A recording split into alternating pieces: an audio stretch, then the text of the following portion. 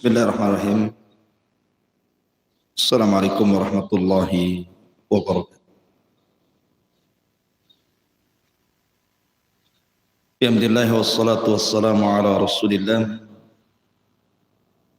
wa ala alihi wa sahbihi wa mawalah wa la hawla wa la quwata illa billahi wa ba'd. Alhamdulillah di pagi hari ini telah melaksanakan salat subuh berjamaah. Kita bisa duduk untuk bertalabul ilmi di pagi hari ini. Salawat dan salam tahdiahkan kepada Rasul kita Nabi besar Muhammad sallallahu alaihi wasallam. Lanjutkan kajian kita masih membahas tafsir daripada surah Al-Fatihah. Dan kita masuk pada ayat kedua, Ar-Rahman Ar-Rahim. Ma'asyiral muslimin yang dimuliakan Allah Subhanahu wa taala, apa itu Ar-Rahman Ar-Rahim?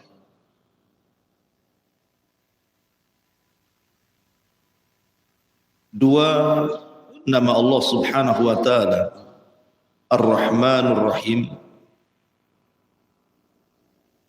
Ada yang mengatakan bahwa Ar-Rahman itu adalah asal dari seluruh nama-nama yang berbau jamil. Artinya nama-nama Allah yang indah. Berbeda dengan kalimat Allah. Kalimat Allah itu kalimat yang kembali padanya nama-nama Allah yang memiliki makna jalal. Karena nama Allah itu ada dua. Ada yang terkandung padanya nama jalalun dan ada yang terkandung makna jamalun. Jalal itu artinya kebesaran Allah. Keagungan Allah Subhanahu wa taala disebut jalal. Allahu azza wa jalla. Maka seluruh nama-nama Allah azza wa jalla yang terkandung padanya sifat jalal, keagungan Allah, maka itu kembali kepada nama Allah.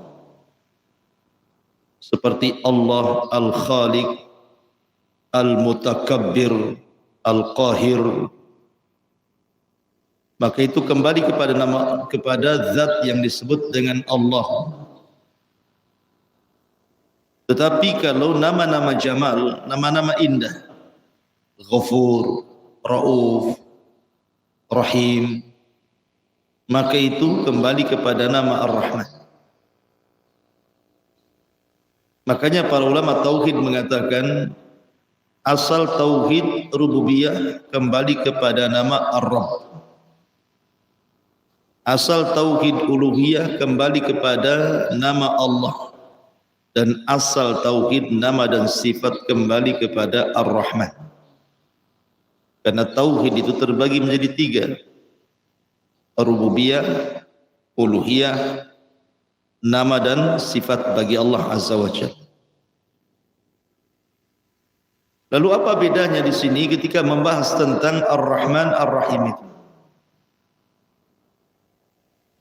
Ulama mengatakan bahwa Ismur Rahman, nama Allah Ar-Rahman itu artinya Dzu Rahmatis Syamilati li jami'il khalaiqi fid dunya walil mu'minina fil akhir. Kalimat Rahman adalah pemilik rahmat yang meliputi seluruh makhluk di dunia dan juga bagi orang-orang yang beriman secara khusus di akhirat. Dari sini ada perbedaan Ar-Rahman dengan Ar-Rahim, walaupun kedua-duanya terkandung satu sifat yang disebut rahmat, kasih sayang. Artinya dalam kalimat Ar-Rahman sifatnya rahmah, Rahim juga sama rahman. Tetapi rahmannya Allah mencakup seluruh makhluk. Mukminnya, kafirnya, binatangnya, tumbuh-tumbuhannya, semua terkandung pada sifat Ar-Rahman. Tetapi rahim itu khusus, hanya diberikan kepada orang-orang yang beriman. Makanya kalau kita membaca Quran, selalunya kalimat rahim digandengkan dengan kalimat ghafur, ghafurur rahim, raufur rahim, tawwabur rahim. Tidak ada antum dapati ghafurur rahman ataupun tawwabur rahman, raufur rahman, tidak ada. Pasti antum akan dapati ghafurur rahim, raufu rahim, tawwabu rahim. Ya, karena rahim itu rahmat Allah yang hanya khusus bagi orang-orang yang beriman. Tapi kalau rahman mencakup semuanya. Rahmat Allah yang terkandung pada sifat rahman, pada sifat ar-rahman itu mencakup semua makhluk. Berarti dari sini kalau rahman itu umum, kalau rahim itu khusus. Kemudian perbedaan lain antara ar-rahman ar-rahim dari segi waznu fi'il, wazan fi'il. Ar-Rahman diambil dari kata fa'lan, Ar-Rahim diambil dari kata fa'il. Apa bedanya fa'lan dengan fa'il? Kalau fa'lan itu sesuatu yang tidak istimrar, tidak terus menerus, ada akhirnya. Kalau fa'il itu sesuatu yang tidak ada batasnya. Jadi kalau fa'lan itu ada batasnya, kalau fa'il itu tidak ada batasnya. Saya contohkan. Seperti umpamanya atsyan. Atsyan itu artinya haus. Atsyan, haus, diambil dari wazan fa'lan. Ketika seseorang haus, kemudian minum, hilang hausnya. Ataupun na'san. Na'san itu artinya ngantuk. Ketika antum tidur, hilang ngantuknya. Mardhan, sakit. Ketika kemudian antum minum obat sembuh, hilang sakitnya. Apalagi ghadban, marah. Ketika kemudian antum ridha, hilang marahnya. Begitu juga Rahman, ada batasnya. Ketika dunia ini dikiamatkan, maka hilanglah rahmat Allah Azza wa Jalla kepada makhluknya. Tapi kalimat Rahim maka akan terus menerus dan menetap. Contohnya tawil, tinggi. Antum tinggi, tidak mungkin pendek lagi. Qasir, pendek, tidak mungkin tinggi lagi. Maka ketika Allah Subhanahu wa taala disifatkan, diberikan nama dengan kalimat Rahim dan memiliki sifat rahmah, berarti rahimnya Allah tidak terputus bagi orang-orang yang beriman di dunia sampai ke akhirat, sampai dimasukkan ke dalam surga. Ini perbedaan Ar-Rahman dengan Rahim, seperti perbedaan atsyan fa'lan dengan fa'il, ala wazni fa'lan ataupun fa'il. Kemudian yang ketiga, perbedaan Ar-Rahman Ar-Rahim. Kalau Rahman itu sifatnya kembali kepada zat, kepada sifat bagi Allah Subhanahu wa taala, dan itu zat Allah, kembali kepada zat. Tapi kalau Rahim itu kembali kepada perbuatan Allah. Jadi kalau Rahim itu kembali kepada perbuatan. Tetapi kalau Rahman itu kembali kepada zat. Ini sebagian para ulama mengatakan seperti itu. Kemudian Ar-Rahman tidak bisa disifatkan kepada makhluk. Tapi Rahim terkadang disifatkan kepada makhluk, seperti Allah Subhanahu wa taala mensifatkan Rasul dengan kalimat Rahim, bil mu'minina raufur rahim. Jadi ada nama-nama Allah itu yang tidak boleh disifatkan kepada Allah, tidak boleh disifatkan kecuali kepada Allah. Ada nama-nama Allah itu bersyirikat antara Khalik dengan makhluk. Ar-Rahman tidak boleh disifatkan kecuali kepada Allah. Kalau Rahim terkadang disifatkan kepada Allah, terkadang disifatkan kepada makhluknya. Seperti dalam ayat Harisun alaikum bil mu'minina raufur rahim. Ini sifat Nabi sallallahu alaihi wa ala alihi wasallam.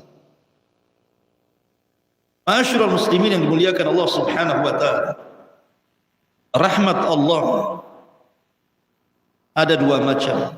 Ada yang sifatnya umum, ada yang sifatnya khusus. Sifatnya umum yang merupakan sifat Ar-Rahman, mencakup semua makhluk, ada pada 4 perkara. Pertama ijad, yang kedua i'dad, yang ketiga imdad, yang keempat irsyad, yang kelima is'ad. Ini rahmat Allah mencakup semua makhluk. Pertama ijad.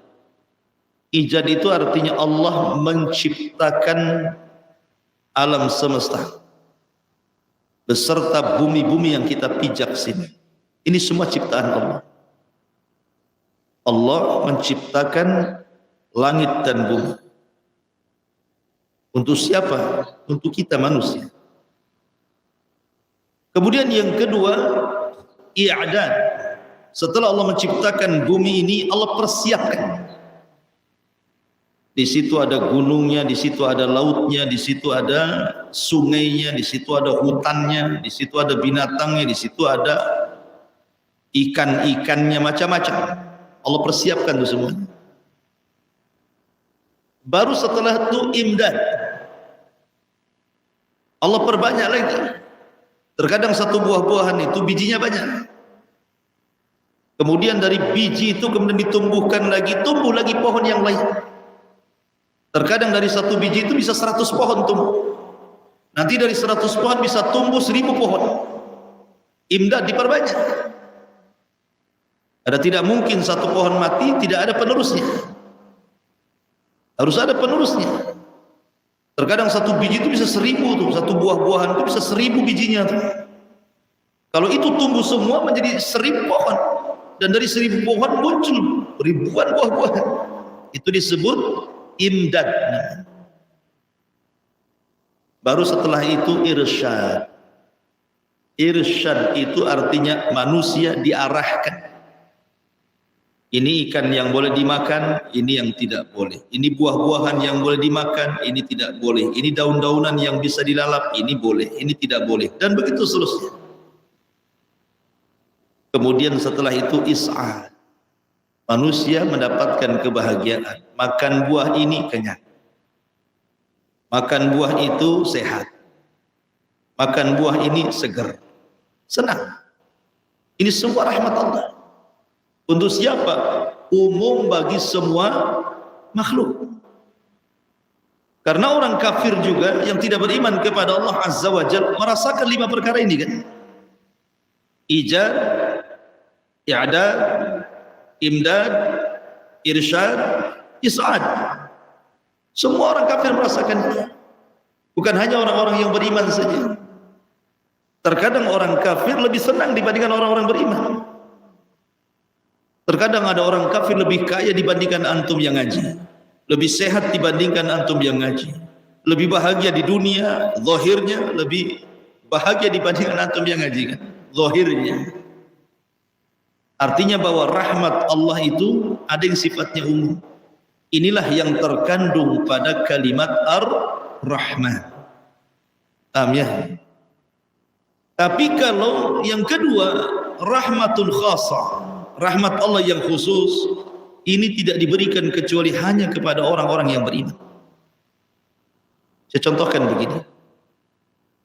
Ketika Allah Subhanahu wa taala membuat awan yang penuh dengan hujan itu, mendung, satu dunia mendung.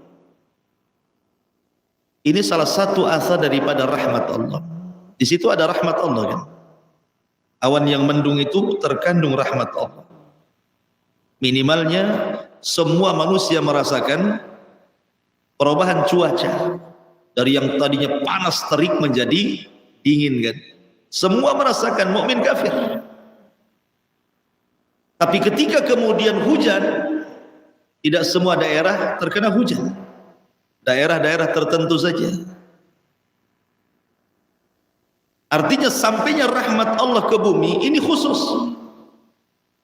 Tetapi mendungnya umum. Semua terkena mendung. Tapi ketika hujan, terkadang hanya beberapa titik saja. Bahkan ada istilah kita hujan lokal. Satu bata mendung, ketika turun hujan, sekupang aja. Nah goyak tidak. Kan itu ya.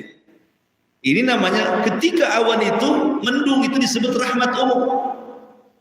Tapi ketika turunnya hujan itu disebut rahmat khusus. Analoginya seperti itu. Antum lebih paham. Masyarul muslimin yang dimuliakan Allah Azza wa Jalla. Tetapi yang antum harus pahami tentang kalimat Rahman Ar-Rahim adalah dua nama yang memiliki satu sifat yang disebut dengan rahmat. Dan rahmat Allah Subhanahu wa taala sifatnya luas. Rahmat Allah itu luas. Dan kita bisa melihat bagaimana Allah Subhanahu wa taala merahmati hamba-hambanya. Jangankan orang-orang yang beriman, iblis sendiri sudah tahu iblis itu makhluk yang jahat. Bagaimana tidak jahat? Dia menentang perintah Allah Subhanahu wa taala sehingga Allah murka dan dikutuk iblis ini. Dikutuknya tidak main-main sampai dikeluarkan dari sorga dan dijauhkan daripada rahmat Allah sampai kiamat. Dimurkai oleh Allah ketika dia mengatakan ana khairun minhu khalaqtani min nar wa khalaqtahu min tin, maka Allah mengatakan fakhruj, keluar kau dari surga. Tetapi ketika dia mengatakan fa'angdirni ila yaumi yub'atsun, ya Allah tangguhkan aku sampai hari dibangkitkan, Allah memberikan rahmatnya kepada iblis. Tetap diberikan tangguhan kan. Kalau doa iblis saja diijabah, apalagi doanya orang yang beriman. Ini kan iblis berdoa kepada Allah. Fa'angdirni ila yaumi yub'atsun, ya Rabb tangguhkan usiaku sampai hari dibangkitkan. Allah kabulkan, Allah kabulkan. Kalau iblis saja berdoa dikabulkan, apalagi orang yang beriman. Artinya rahmat Allah itu luas dan memiliki asar pengaruh-pengaruh, dan itu kita bisa rasakan bagaimana rahmat Allah Subhanahu wa taala yang luar biasa itu. Orang naruh biji di tanah, tiba-tiba kemudian tumbuh, siapa yang menumbuhkan? Allah. Dan itu bentuk rahmat Allah Azza wa Jalla. Masyarul muslimin yang dimuliakan Allah Azza wa Jalla. Tetapi rahmat juga ada tempat-tempatnya. Contohnya umpamanya antum masuk ke dalam masjid. Apa doanya? Allahumma ftah li abwaba rahmatik, kan gitu. Ya Allah bukakan bagiku rahmat. Ya, karena di masjid ini tempat turunnya rahmat. Kemudian dengan antum duduk seperti ini, dibacakan Al-Quran, dibacakan hadis-hadis Nabi SAW, itu juga salah satu tempat turunnya rahmat. Majtama'a qaumun fi baiti min buyutillah yatluna kitaballah wa yatadarasunahu bainahum illa nazalat alaihimus sakinah wa ghasyiyatuhumur rahmah wa hafatzhumul malaika wa dzakarallahu fiman indah. Tidaklah sebuah kaum berkumpul di salah satu rumah daripada rumah-rumah Allah, dibacakan Al-Quran, dipelajari hadis-hadis Nabi SAW, kecuali Allah turunkan ketenangan dan Allah liputi rahmat. Kemudian Allah sebut antum satu persatu dan dipuji di makhluk yang ada di atas sana. Artinya bahwa majelis ta'lim juga salah satu turunnya rahmat, hujan. Makanya kalau terjadi hujan, apa yang kita baca? Kita membaca doa, mutirna bifadlillahi wa rahmati. Kita dihujani dengan karunia dan rahmat Allah. Makanya hujan itu membawa rahmat. Orang yang berdoa saat turun hujan mustajab, karena Allah sedang membawa rahmat kepada hamba-hambanya dengan hujan. Maka itu salah satu tempat turunnya rahmat. Antum memiliki kasih sayang kepada fuqara wal masakin, kemudian antum membantu mereka dengan memberi bantuan ketika mereka berhajat kepada antum. Maka Allah mengatakan, Rasul mengatakan, irhamu man fil ardi sayarhamukum man fis sama. Sayangi orang-orang di bumi, maka Allah akan sayang kepada kalian. Di situ turun rahmat. Dan banyak lagi tempat-tempat rahmat. Antum berbuat baik kepada orang tua, itu salah satu turun rahmat. Makanya salah satu doa kita kepada orang tua apa? Rabbighfirli wa liwalidayya warhamhuma kama rabbayani shaghir. Rabbighfirli, ya Allah ampunilah dosa-dosaku dan dosa kedua orang tuaku, dan sayangi keduanya sebagaimana dia menyayangi aku. Maka ketika seorang anak birrul walidain, di situ tempat turun rahmat. Jadi rahmat itu ada tempat-tempatnya dan harus dicari, karena seseorang itu sangat berhajat kepada rahmat Allah Azza wa Jalla. Makanya orang-orang masuk surga pun dimasukkan bukan karena amalan antum. Antum sholat di dunia capek, antum puasa di dunia capek, antum sedekah rugi gitu, antum haji lelah letih, antum berzikir, antum subuh-subuh sholat kemudian ngaji. Tiba-tiba ketika dimasukkan ke dalam surga, kata Allah, udkhulul jannah bi rahmati, masuklah surga ke dalam rahmatku. Kok bisa? Harusnya kan masuk surga dengan amalannya kan? Harusnya saya masuk surga karena sholat, karena puasa, karena haji, karena zikir. Kenapa ketika giliran masuk surga Allah mengatakan udkhulul jannah bi rahmati, masuklah surga dengan rahmatku? Dari sini ada hubung kait antara ayat Ar-Rahman Ar-Rahim dengan ayat sesudahnya Maliki Yaumiddin. Nanti besok kita jelaskan tafsir. Apa hubung kait Ar-Rahman Ar-Rahim dengan Maliki Yaumiddin? Ma'asyiral muslimin yang dimuliakan Allah Azza wa Jalla, hubung kaitnya adalah ketika antum beramal soleh di dunia, kemudian masuk surga bukan karena amalan tapi karena rahmatnya. Sebagaimana ketika ada seorang Bani Israel, dari kecil tidak pernah maksiat, ibadah terus. Tiba-tiba dia berdiri di pintu surga. Kemudian Allah katakan, udkhulil jannah bi rahmati, masuk kau ke dalam surga dengan rahmat. Tak mau dia. Dia mengatakan, ya Rabb, aku ini ketika di dunia tidak pernah maksiat. Kalau seandainya aku ini pernah maksiat, kemudian kau katakan masuk ke dalam surga dengan rahmatmu, wajar. Tapi aku tidak pernah maksiat, masukkan aku dengan amalku, katanya. Dia tidak paham bahwa semua ibadah yang dilakukan kita ini taufik dari siapa? Dari Allah kan?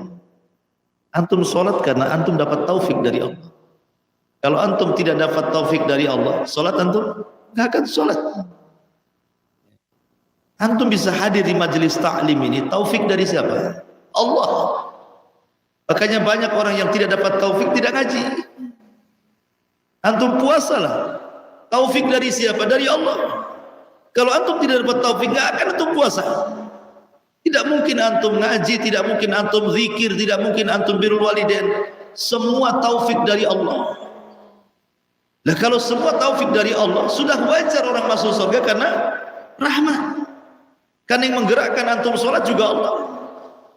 Karena taufik dari Allah subhanahu wa ta'ala, hidayah yang Allah anugerahkan kepada kita berupa taufik ini yang menjadikan kita ibadah. Makanya orang masuk surga bukan dengan amalan, tapi dengan rahmat. Sebab kalau seandainya orang masuk surga karena amalan, dengan bahasa lain kita membeli surga dengan amalan kita, surga enggak mungkin kebeli. Bagaimana mungkin usia yang pendek 50, 60, 70 tahun sementara terpotong tidur, terpotong ngobrol, terpotong jualan, terpotong macam-macam, ibadahnya berapa? Tiba-tiba kemudian mendapatkan surga dengan kenikmatan segala-galanya, khalidina fiha abadan abidin gitu ya. Kan enggak imbang gitu bahasa kita. Berarti Allah memasukkan kita itu karena rahmatnya, karena kasih sayang Allah kepada kita. Sebagaimana Allah masukkan manusia ke dalam neraka itu karena keadilannya. Ma'asyiral muslimin yang dimuliakan Allah subhanahu wa ta'ala, saya ingin menggambarkan betapa luasnya rahmat Allah kepada hamba-hambanya, khususnya kepada hamba-hamba Allah yang beriman. Artinya kita akan fokus kepada kalimat Ar-Rahim. Ma'asyiral muslimin yang dimuliakan Allah azza wa jalla, saya akan contohkan beberapa kisah rahmat Allah kepada hamba-hamba Allah dari kalangan para nabi. Pertama, kisah Nabi Yunus alaihi salatu wassalam. Nabi Yunus alaihi salatu wassalam diutus ke sebuah negeri namanya Nainawa di Irak. Semua kaumnya kufur, tidak ada yang beriman. Sehingga Yunus murka, kemudian mengancam kaumnya, kalau kalian tidak beriman, aku akan berdoa kepada Allah sebelum 3 hari akan turun azab kepada kalian. Hari pertama tidak ada tanda-tanda akan terjadi azab. Hari kedua juga sama. Hari ketiga belum muncul juga. Maka Yunus alaihi salatu wassalam meninggalkan kaumnya, padahal belum Allah izinkan. Sebenarnya Nabi Yunus tidak tahu bahwa kaumnya itu ketakutan, sehingga mereka bertobat kepada Allah tanpa sepengetahuan Nabi Yunus. Itu yang menyebabkan azab tidak turun. Tapi Nabi Yunus tidak tahu, dia sudah marah duluan, pergi dia dari Nainawa. Akhirnya dia safar, masuklah dia ke perahu. Tiba-tiba di tengah lautan, perahu itu berhenti tanpa sebab. Gelombang besar, perahu berhenti tanpa sebab. Siapa yang tidak khawatir? Karena takut perahu itu terbalik, maka berusaha orang-orang melemparkan beban berat perahu supaya perahu ringan. Tapi semua barang-barang sudah dijatuhkan, tetap juga perahu masih over kapasitas. Terpaksalah orang yang harus dibuang. Akhirnya kemudian terjadilah undian di antara mereka, siapa yang kira-kira diceburkan ke lautan untuk meringankan perahu supaya tidak terbalik. Rupanya setelah diundi, Nabi Yunus pula dalam undian itu keluar. Karena orang melihat dohirnya Nabi Yunus seorang alim, orang saleh, mereka tidak tega, diundi lagi. Rupanya dia lagi yang keluar. Berkali-kali dia lagi yang keluar. Nabi Yunus paham, wah ini ujian dari Allah subhanahu wa ta'ala. Akhirnya dia melemparkan diri dari kapal tersebut. Rupanya Allah sudah siapkan ikan besar, kemudian dimakanlah Yunus oleh ikan itu. Maka Yunus berada di 3 kegelapan. Gelap di perut ikan, gelap di dasar lautan, dan gelap di tengah malam. Kalau bukan karena rahmat Allah, Nabi Yunus tidak akan selamat. Karena logikanya orang seperti ini harus mati kan? Mana ada oksigen dalam perut ikan? Tapi semua karena rahmat. Makanya Nabi Yunus alaihi salatu wassalam langsung berdoa setiap hari. La ilaha illa ant subhanaka inni kuntu minadh dhalimin. La ilaha illa ant subhanaka inni kuntu minadh dhalimin. Akhirnya dengan rahmat Allah Azza wa Jalla, Nabi Yunus pun kemudian diselamatkan. Sehingga Allah Subhanahu wa taala mengatakan, kalau bukan karena tasbihnya Yunus, la labisa fi batnil hut ila yaumi yub'ats. Tentu Yunus akan tetap di perut ikan itu sampai hari dibangkitkan. Siapa yang menyelamatkan Nabi Yunus? Allah. Berkat apanya? Rahmat Allah kepada Yunus. Ini pertama. Yang kedua, Nabi Yusuf. Nabi Yusuf alaihi salatu wassalam, Allah Subhanahu wa taala selamatkan dari kaid ikhwan, tipu daya saudara-saudaranya. Coba bayangkan Nabi Yusuf alaihi salatu wassalam ketika itu usianya 10 tahun. Anak kecil usia 10 tahun belum balik, dimasukkan ke dalam sumur oleh 10 saudaranya. Dan sumur itu Allah sifatkan min ghayabatil jub. Ghayabah itu artinya saking dalamnya sehingga Allah istilahkan dengan kalimat ghayabah. Gak nampak, gelap gitu. Makanya disebut yang tidak tampak itu ghaib. Alam ghaib kan itu ya. Ghayab. Ghayab itu saking dalamnya, gelap gak nampak gitu. Bukan 10 meter, 12 meter. Saking dalamnya Allah sifatkan ghayabatul jub. Dan sumur itu di tengah-tengah padang pasir. Bisa saja di situ ada ular, ada kalajengking, ada hewan-hewan buas. Siapa yang tahu? Namanya sumur liar. Secara logika, orang gali sumur saja orang bisa mati karena kehabisan oksigen. Banyak kejadian-kejadian yang gali sumur lemes di dalam sumur karena kehabisan oksigen. Sehingga saya pernah melihat orang yang buat sumur itu harus dikipasi dari atas supaya ada oksigen masuk. Nah ini Nabi Yusuf berada di kedalaman sumur itu, tetapi karena rahmat Allah Subhanahu wa taala, Allah tolong Nabi Yusuf. Datang para peniaga yang hendak mencari air. Rupanya dapati sumur, ketika ditimba bukan dapat air, dapat anak kecil.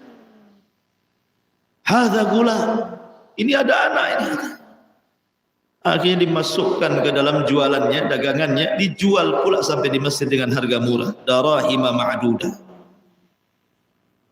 Dan itu bentuk rahmat Allah kepada Yusuf alaihi salatu wassalam, diselamatkan dari dalamnya sumur. Kemudian yang ketiga, Ibrahim alaihi salatu wassalam, ketika dia ketahuan menghancurkan patung-patung Namrud, akhirnya Namrud pun emosi dan marah dan mengatakan, "A'anta fa'alta hadza bi alihatina ya Ibrahim?" Oh, yang melakukan ini wahai Ibrahim, menghancurkan patung-patung kami. Kata Ibrahim, "Bal fa'alahu kabiruhum hadza." Yang melakukan dulu patung yang gede, oh palunya di situ kok.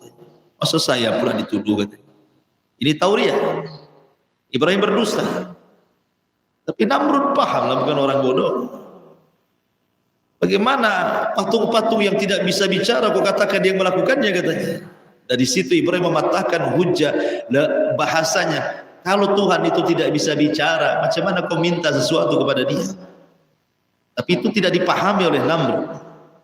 Namrud ketika tidak bisa membantah hujah yang sangat kuat, maka Namrud pun mulai melakukan kekerasan kepada Ibrahim. Ahriku. Bakar orang ini. Akhirnya kemudian Namrud mempersiapkan kayu bakar sehingga api menyala tinggi sekali. Ibrahim pun tidak bisa dimasukkan begitu saja, harus pakai manjanik. Itu manjanik itu ketepel. Orang dekat-dekat ini rumah kebakaran, mau dekat-dekat siapa yang bisa? Kadang jarak 100 meter aja masih panas kita ya. Macam mana memasukkan Ibrahim? Kecuali Ibrahimnya diikat dulu baru dibakar. Ini enggak dibakar dulu. Akhirnya bingung gimana masukannya. terpaksa dimasukkan pakai ketepel. Ketepel Ibrahim ditaruh di sini, diginikan kan itu, dilesatkan ke dalam api. Ketika Ibrahim melesat dari ketepel di tengah-tengah ke dalam api, datang para malaikat menawarkan, datang Jibril, datang Mikail, datang Israfil untuk menawarkan, datang para malaikat-malaikat. Tetapi Ibrahim mengajarkan tawakal yang kuat kepada kita. Amma ilaika fala wa amma ilallahi fabala. Adapun aku harus meminta pertolongan kepadamu, tidak. Tetapi kalau aku meminta pertolongan kepada Allah, ya.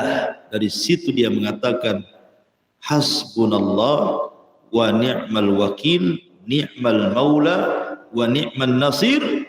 Ibrahim masuk ke dalam api, maka Allah katakan kepada Ibrahim, qul ya Ibrahim, ya naru kuni bardan wassalaman ala Ibrahim. Api jadilah dingin, selamatkan Ibrahim. Ibrahim diselamatkan dari api yang secara logika harus terbakar hangus.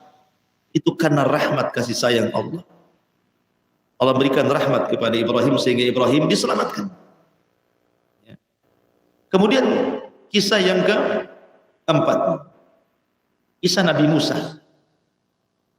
Nabi Musa alaihi salatu wassalam 2 kali hampir dibunuh oleh Fir'aun. Kalau bukan rahmat Allah, Musa tidak akan selamat dari Fir'aun. Pertama, ketika Asya bintu Muzahim menemukan kotak di Sungai Nil. Kemudian pas dibuka rupanya bayi. Fir'aun datang dan hampir membunuhnya. Jangan-jangan ini bayi Bani Israel yang dimaksud dalam mimpi. Tapi Asya bintu Muzahim datang dan mengatakan, jangan kau bunuh wahai suamiku. Boleh jadi bayi ini menjadi qurratu ainin li walak, kata. Boleh jadi anak ini nanti kalau besar akan jadi penyejuk mata untukku dan kamu. Kata Fir'aun, tidak, untukmu tidak untukku, kata. Seandainya Fir'aun mengatakan iya, tentu Fir'aun dapat hidayah. Tapi dia mengatakan la qurratu ainin lak walaysa li. Ya, itu boleh jadi penyejuk mata bagimu, tapi tidak untukku.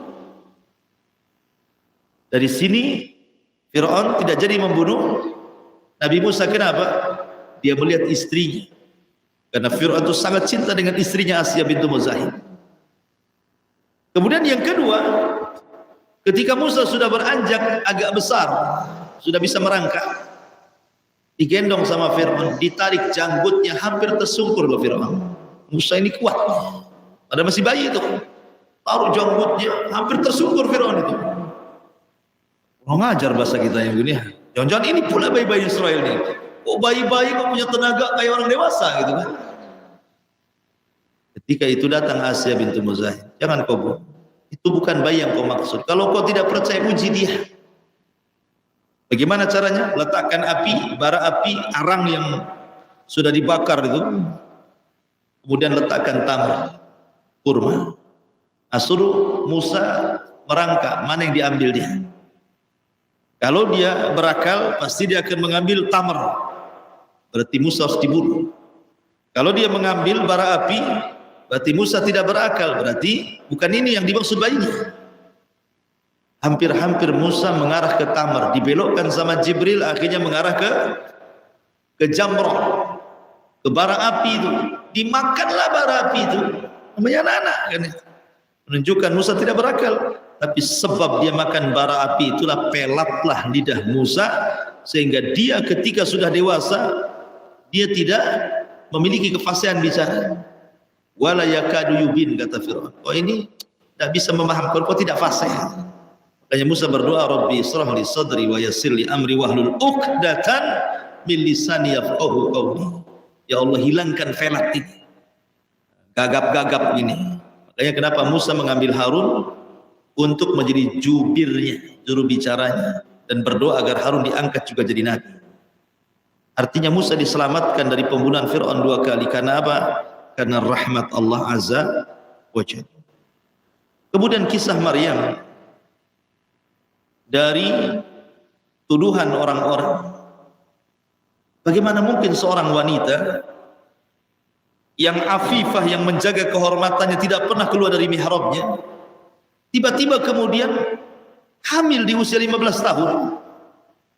Apa kata manusia? Dia putri Imran, orang sucinya Baitul Maqdis, tidak pernah keluar dari mihrabnya, kerjanya hanya sujud, ruku dan zikir. Tiba-tiba hamil. Siapa yang hamil di Maryam? Maka mulailah orang-orang kemudian menuduh Maryam berselingkuh. Jadi jangan-jangan Maryam ada perselingkuhan dengan rahib-rahib di Baitul Maqdis, sehingga kemudian hamil dan melahirkan. Tapi Maryam wanita suci dan tidak pernah melakukan perzinahan.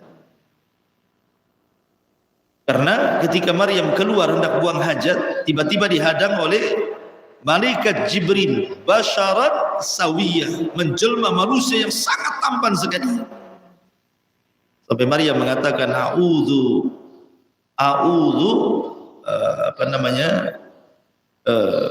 bika in kunta taqiyya, a'udzu billahi minka in kunta taqiyya. Aku berlindung kepada Allah, kalau engkau penampilanmu orang takwa, pergi kau dari sini.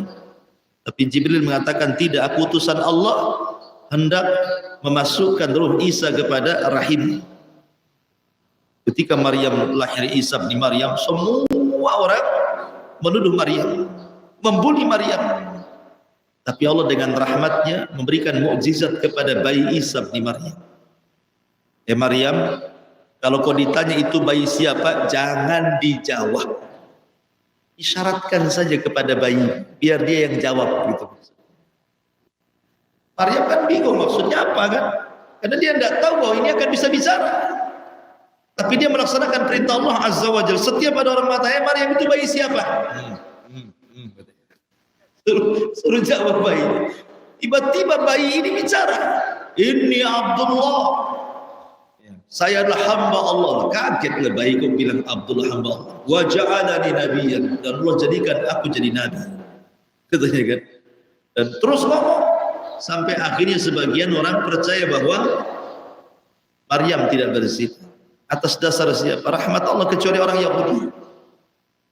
Orang Yahudi karena bencinya kepada Nasrani tetap menganggap bahwa Maryam berzina dan anaknya adalah anak zina, maksudnya Isa ibn Maryam. Dan ketika orang-orang kemudian percaya bahwa itu bukan bayinya, hasil selingkuhan atau berzina, maka ini siapa yang kemudian orang meyakinkan sampai Isa bicara seperti itu kalau bukan karena rahmat Allah Subhanahu wa taala. Kemudian kisah Ismail ketika hendak disembelih Ibrahim. Bagaimana Ibrahim alaihi salatu wassalam diberikan ujian oleh Allah Azza wa Jalla untuk menyembelih putranya Ismail dengan dasar mimpi. Kemudian Ibrahim mengatakan, ya bunai, inni ara fil manami anni adbahuka fanzur madza tara. Hai anakku, semalam aku bermimpi ku sembelih dirimu, cemana pendapatmu? Kalau seandainya antum bermimpi seperti itu, besoknya diceritakan kepada anak antum, kira-kira jawaban anak antum apa? Bapak aja lah kan, sudah tua katanya. Tapi Ismail alaihi salatu wassalam mengatakan, ya abatif al ma tu'mar satajiduni insyaallahu minas sabirin. Kalau ini perintah Allah, lakukan saja. Tanpa ada keraguan Ismail mengatakan seperti itu. Ketika pisau sudah di tengkuknya sini dan sudah diiris-iris seperti ini, Allah buat tumpul pisau itu. Ada sudah diiris-iris gini, tapi tidak ada satu pun luka. Allah buat tumpul pisaunya, menunjukkan apa? Ibrahim sungguh-sungguh nyembelih. Karena sudah diiris-iris begini kan, berarti kesungguhan. Ketika itulah datang suara dari langit, an saddaqta ru'ya. Engkau sudah membenarkan mimpimu wahai Ibrahim. Dari situ Allah katakan, wa fadainahu bidhibhin adhim wa taraknahu lil akhirin. Kami ganti Ismail dengan sembelihan yang besar, maksudnya kambing. Akhirnya Ismail tidak jadi disembelih, maka kambing itulah yang disembelih. Diselamatkan Ismail dari penyembelihan itu berkat rahmat dan kasih sayang Allah. Tidak jadi disembelih. Kemudian juga kisah Nuh alaihi salatu wassalam. Bagaimana rahmat Allah Subhanahu wa taala kepada Nuh alaihi salatu wassalam ketika Kan'an putranya Nuh tidak mau naik ke perahunya, sementara banjir itu besar sekali. Banjir itu, kalau seandainya Nuh tetap memaksa Kan'an masuk ke dalam perahunya dan terus mengejar Kan'an, bisa saja perahu itu terguling. Tapi Allah Subhanahu wa taala dengan rahmatnya mengatakan innahu laisa min ahli, itu bukan keluargamu wahai Nuh, pergi kamu selamatkan dirimu. Makanya kemudian Nuh pun naik ke perahu dan menyelamatkan orang-orang yang beriman dan membiarkan Kan'an tenggelam, dan itu bukan keluarganya. Dan diselamatkan Nuh alaihi salatu wassalam dengan mengatakan innahu laisa min ahlik, dia bukan keluargamu. Ini rahmat siapa kalau bukan Allah Subhanahu wa taala? Ma'asyiral muslimin, ini cerita para nabi. Sekarang cerita orang-orang terdahulu. Ma'asyiral muslimin yang dimuliakan Allah Azza wa Jalla. Di zaman Bani Israel ada seorang wanita pelacur. Taulah wanita pelacur. Zina itu salah satu dosa dari dosa-dosa besar dan menjauhkan manusia dari rahmat Allah Azza wa Jalla. Karena kita tahu bahwa yang namanya azab itu lawan daripada rahmat. Ketika antum mendefinisikan rahmat, apa itu rahmat? Orang dijauhkan dari rahmat, maksudnya didekatkan dengan azab. Ya, kalau didekatkan dengan azab berarti dijauhkan dari rahmat. Ketika didekatkan dengan rahmat berarti dijauhkan dari azab. Jadi lawan daripada rahmat itu azab, itu maksudnya. Makanya perhatikan ketika Allah mengatakan inna arsalnaka illa rahmatan lil alamin. Sesungguhnya kami utus engkau wahai Muhammad kepada manusia itu sebagai rahmat. Ketika Allah Subhanahu wa taala mengutus Rasul sallallahu alaihi wasallam sebagai rahmat bagi semesta alam, maka umat ini tidak akan pernah diazab seperti azab yang pernah ditimpakan kepada umat-umat sebelumnya. Wa ma kana Allahu mu'adzibahum wa anta fihim. Dan Allah tidak akan mengazab manusia sementara kau ada di situ. Kenapa? Karena adanya Rasul sebagai rahmat, sehingga Allah tidak turunkan azab. Oke, ini ayat ini Allah katakan wa anta fihim, sementara engkau berada di situ. Sekarang Nabi SAW sudah meninggal. Apakah kemudian rahmat itu akan dicabut dan umat akan diazab seperti umat-umat sebelumnya? Tidak. Walaupun Nabi SAW sudah meninggal dunia, rahmat Allah tetap. Kenapa? Karena Nabi SAW wafat meninggalkan penerusnya. Siapa penerus Nabi SAW? Para ulama yang memegang kepada Al-Quran dan Sunnah. Sementara Quran dan Sunnah adalah penerus rahmat Allah. Makanya kenapa Allah mengatakan Ar-Rahman 'allamal Quran. Ar-Rahman 'allamal Quran. Jadi Quran itu membawa rahmat. Sementara ada Quran di bumi, tidak akan turun azab. Maksudnya azab seperti azab-azab umat terdahulu. Sebab kalau Allah memurka kepada sebuah kaum umat dahulu, habis, tak tersisa. Lihat kaum Ad, habis, kaum Samud, habis, kaum Madian, habis. Semua umat para nabi habis, enggak tersisa satu jiwa pun hidup. Tetapi ketika Rasul diutus, walaupun sudah meninggal, tetap rahmat Allah itu diturunkan. Dengan adanya Al-Quran dan Sunnah Nabi SAW. Yang ingin saya katakan bahwa rahmat dengan azab itu sesuatu yang kontra. Kalau ada rahmat hilang azab, ketika hilang rahmat datang azab. Ma'asyiral muslimin yang dimuliakan Allah Azza, seorang pelacur dekat dengan azab. Karena perzinahan itu dosa besar. Wa man yaf'al dzalika yalqa asama yudha'af lahul adzab, kan gitu ya. Wala taqrabuz zina innahu kana fahishatan wa sa'a sabila. Innahu kanat mustaqarrun ila akhir, sampai kepada ayat wa man yaf'al dzalika yalqa asama. Siapa yang melakukan perzinahan berarti dia melakukan Dosa besar, yudha'af lahul adzab, dilipatkan azabnya. Ya kan? Tapi wanita pelacur di zaman Bani Israel, tiba-tiba dia haus, kemudian mencari sumur, dapatlah sumur, masuk ke sumur, minum dia. Nah, kayak gini minumnya. Pas pula gitu kan. Akhirnya kemudian habis minum, datang pula anjing. Lagi kehausan pula anjing itu. Kasihanlah wanita ini. Susah-susah dia masuk ke sumur, dengan sepatunya diambil, hampir dia celaka dan meregang nyawa gara-gara ngambil air untuk anjing itu. Naik dia ke atas, dikasih minumlah anjing itu. Lepas minum anjing gak usah dipraktekkan lah. Jadi akhirnya kemudian selamatlah anjing dari kematian. Akhirnya apa? Datang rahmat Allah. Irhamu man fil ardi sayarhamukum man fis sam.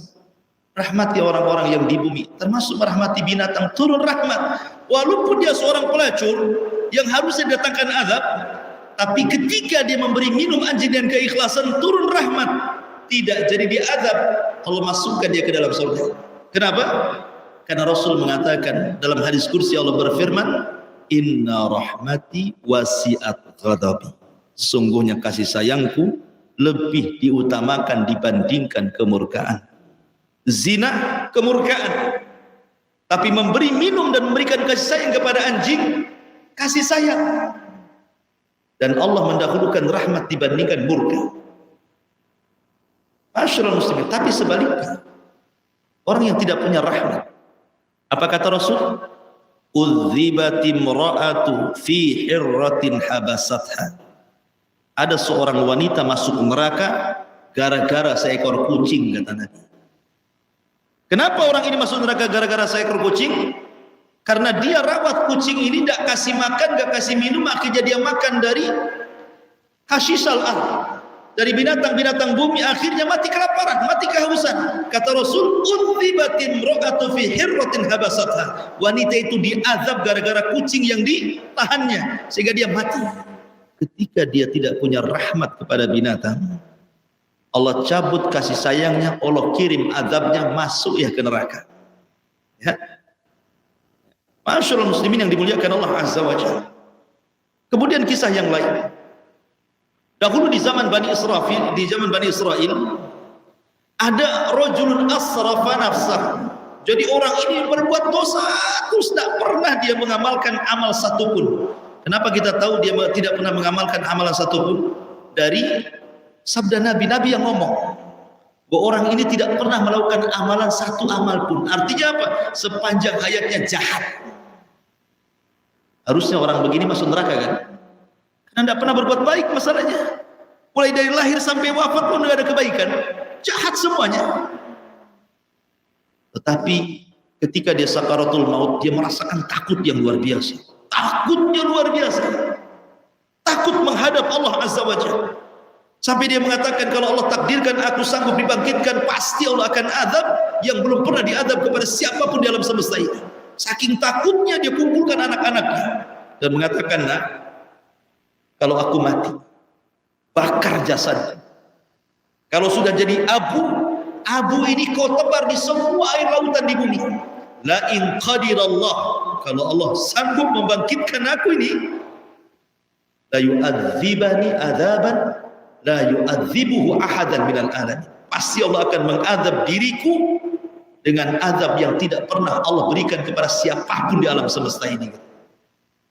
Ketika dia mati, betul dilaksanakan wasiatnya, dibakar jasadnya. Ketika jadi abu, debunya ditebar di mana-mana lautan, dia tidak paham innallaha ala kulli syai'in qadir. Allah itu atas segala sesuatu mampu. Maka tiba-tiba Allah bangkitkan lagi. Kemudian dihadapkan di hadapan Allah, Allah bertanya, "Ya fulan, ma hamalaka ala an taf'al hadha?" Apa yang membuat kamu, kenapa kau lakukan seperti ini? Kau ragu-ragu denganku, maksudnya aku tidak sanggup bangkitkan dirimu. Maka orang mengatakan, ya Rabb, bukan, aku tidak ragu, cuman aku takut. Aku takut kalau seandainya aku dibangkitkan, kau akan mengadabku dengan adab yang tidak pernah diadab siapapun di alam semesta ini. Ketika melihat rasa takut yang luar biasa hamba ini kepada Allah Subhanahu wa taala, maka Allah pun akhirnya memberikan kasih sayang kepada hamba ini. Kemudian dia mengatakan kepada para malaikat, "Ushidukum ya malaikati anni qad ghafartu lahu." Saksikan wahai malaikat, aku sudah ampuni orang ini. Masukkan dia ke dalam surga. Nah, lihat kasih sayang Allah di sini kan. Orang ini tidak pernah beramal sama sekali, tapi dia sebelum meninggal membawa satu amalan apa? Al khaufu minallah. Takut kepada Allah, itu amalan terakhir yang ia bawa. Makanya penting seseorang itu sebelum meninggal minimalnya punya amalan yang ia bawa, setidak-tidaknya adalah husnudzan billah, berbaik sangka kepada Allah Subhanahu wa taala, karena Allah berfirman, ana ma'adhanni abdi bi, aku bersama prasangka hambaku kepadaku. Kalau dia baik, ku baik, kalau dia jahat, ku jahat, kan gitu bahasanya. Masyaallah muslimin yang dimuliakan Allah Subhanahu wa taala, dan banyak sekali kisah-kisah tentang rahmat Allah Azza wa Jalla yang tidak mungkin saya kisahkan, waktu sudah habis, waktunya syuruk. Mudah-mudahan ada manfaatnya ini yang bisa sampaikan. Subhanallah hamdika asyhadu an la ilaha illa anta astaghfiruka wa atubu ilaik. Allahu taala alam. Assalamualaikum warahmatullahi wabarakatuh.